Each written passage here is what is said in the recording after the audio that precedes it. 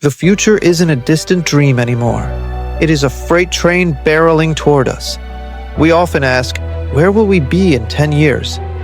But the real question, the one that keeps strategists and scientists awake at night, is what happens when the world we know ends.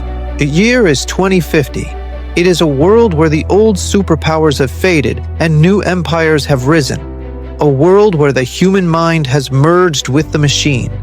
A world where we battle not for oil, but for water and the very dirt beneath our feet. Today, we will peel back the layers of the mid-21st century. We will explore the New World Order, the technological singularity, the wars for resources, and our first steps as a multi-planetary species. You are watching ATM. Before we step into the time machine, make sure to hit that subscribe button and ring the bell. You don't want to miss the future. They report the chaos. We reveal the agenda. For 2 centuries, the West held the reins of history.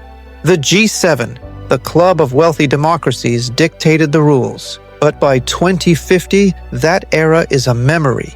We are witnessing the Great Inversion, a profound shift in global economic power.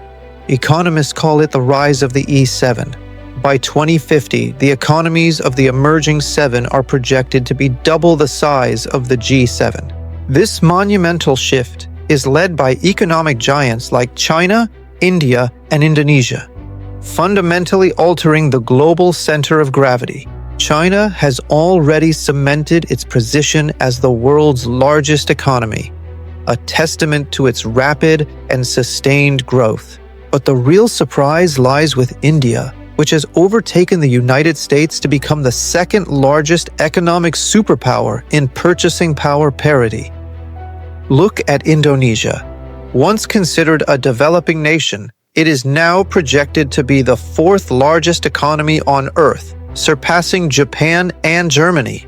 Mexico and Nigeria are also rapidly climbing the economic ladder, pushing historic powers like France and Italy out of the top 10. The global south is no longer the periphery. It is unequivocally the engine driving global economic expansion.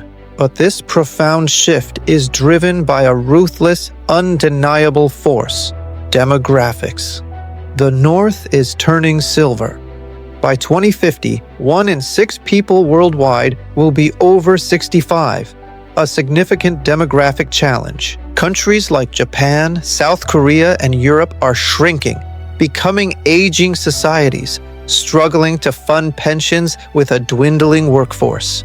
In stark contrast, Africa is the reservoir of youth, brimming with potential and a rapidly growing young population. Nigeria, for instance, is set to become the 3rd most populous nation globally, overtaking the United States. This phenomenon is known as the demographic dividend, offering immense opportunities for economic growth. But it's a double-edged sword. If these millions of young people find jobs, they will build empires and drive prosperity. If they don't, however, this vast youth population could fuel social unrest and revolutions, posing significant challenges. With economic power comes the power to punish. And for decades, the US dollar was the weapon of choice in global finance. But by 2050, the world has de-risked, moving towards a more fractured and diversified financial system. Digital currencies issued by central banks, or CBDCs, are enabling nations to trade instantly, bypassing the traditional American banking system. This blunts the weapon of financial sanctions, leading to a truly multipolar world where economic influence is distributed. The money has decisively moved east and south, reshaping global wealth distribution and economic opportunities. But the most terrifying shift isn't just in the bank accounts or trade balances. It's in the silicon chips embedded in our brains, signaling a future where technology and human cognition merge. This geoeconomic inversion is not just an economic forecast. It's a blueprint for the future of global power and human evolution. We used to build tools. Now, we are becoming them. The second pillar of 2050 is the technological singularity.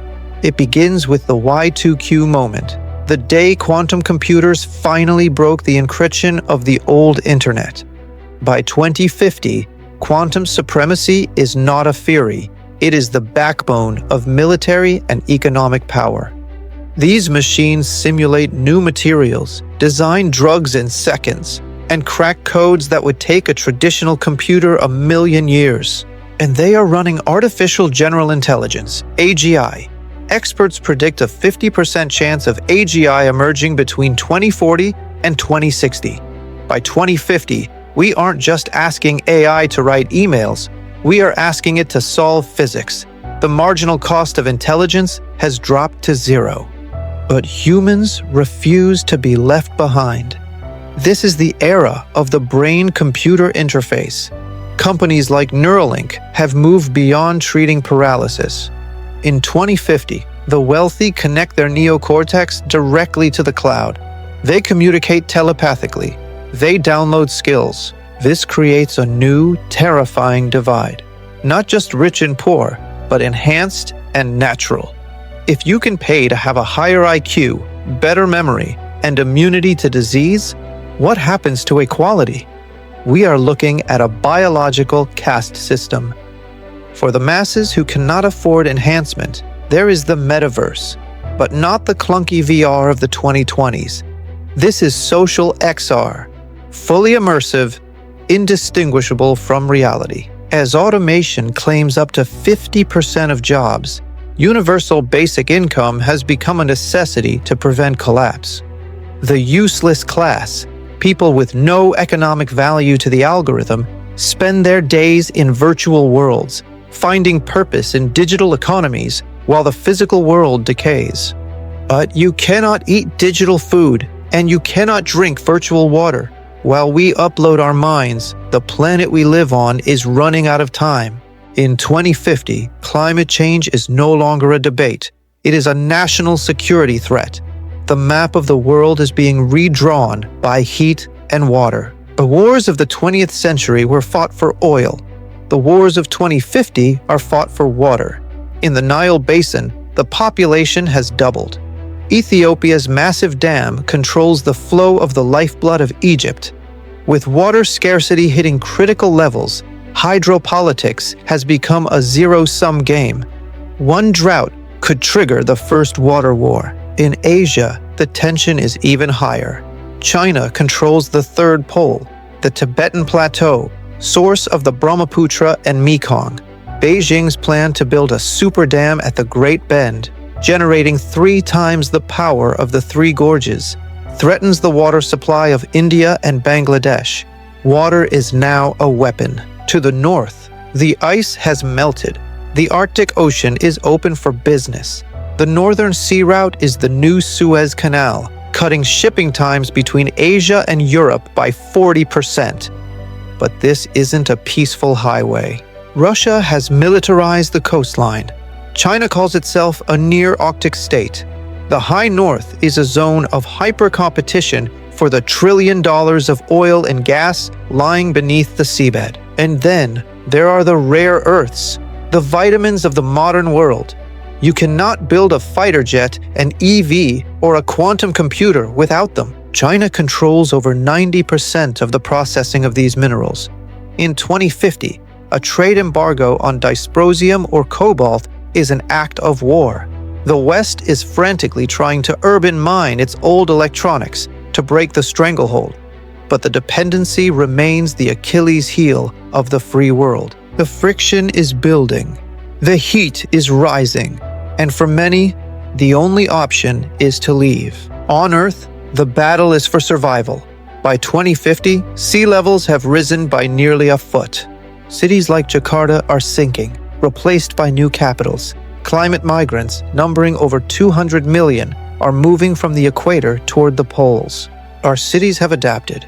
We live in biophilic megastructures, vertical cities where we grow food in the skyscrapers themselves. We travel in hyperloops and autonomous flying taxis that buzz through the skyline like insects. But the human story is no longer confined to one rock. By 2050, the moon is an industrial zone. We are mining water ice at the South Pole to create rocket fuel. It is the gas station for the journey to the red planet, Mars, the backup drive for humanity. SpaceX's vision of a city is taking shape. It's not just scientists anymore. It's a colony. Life here is hard.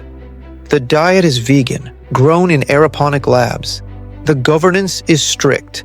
Survival demands it. But a new generation is being born here. They are the first Martians. They look at Earth not as home, but as a blue star in the night sky. 2050 is a world of contrasts. We have conquered the atom and the genome, yet we fight over river water. We have expanded to the stars, yet we struggle to save our coastlines. The future is not set in stone. It is a set of probabilities. The great inversion, the synthetic soul, the resource wars. These are the currents carrying us forward, but we are the captains of the ship. What do you think? Will 2050 be a utopia of abundance or a dystopia of scarcity? Let me know in the comments below. If you enjoyed this glimpse into the future, hit like and subscribe the ATM for more deep dives into the world of tomorrow. I'm Munhim, and I'll see you in the future.